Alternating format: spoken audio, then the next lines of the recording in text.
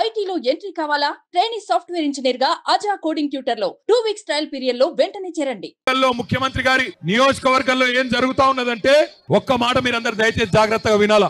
9 నెలలుగా లగచర్లలో, దుద్యాల మండలంలో, కొడంగల్లులో అక్కడ ఉండే గిరిజన రైతులు, అక్కడ ఉండే దళిత రైతులు, అక్కడ ఉండే బీసీ రైతులు తిరగబడ్డారు ముఖ్యమంత్రి మీద.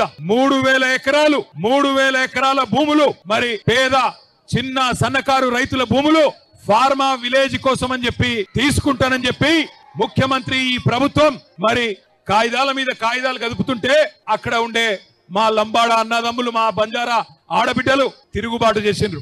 9 నెలలుగా అక్కడ టెంట్ వేసుకొని ధర్నా చేస్తా ఉన్నారు. ముఖ్యమంత్రి, నువ్వు మా ఓట్లతో గెలిచినావు, మా మాట విను, ఈ నిర్ణయం మార్చుకో అని చెప్పిండ్రు. కానీ 9 నెలలకెళ్ళి ముఖ్యమంత్రికి టైం దొరకలేదు, ముఖ్యమంత్రికి సమయం దొరకలేదు.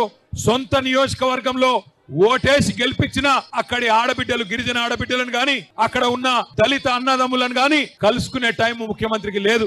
ఎక్కే విమానం, దిగే విమానం, ఢిల్లీకి పోవాలి రావాలి 28 సార్లు వేయండు, 28 రూపాయలు కూడా తేలేకపోయిండు. అట్లాంటి ముఖ్యమంత్రి ఈ రోజు సొంత నియోజకవర్గంలోనే ఈ రోజు తిరుగుబాటును ఎదుర్కొంటా ఉన్నాడు. మొన్న జరిగింది అధికారులకు వ్యతిరేకంగా జరిగిన నిరసన ప్రదర్శన కాదు. అధికారులు పోతే నిరసన వ్యక్తం చేసిండ్రు, అదే రేవంత్ రెడ్డి పోతే ఉరికిచ్చి కొట్టేటోళ్ళు మన మా గిరిజన అన్నదమ్ములు. ఇది వాస్తవం.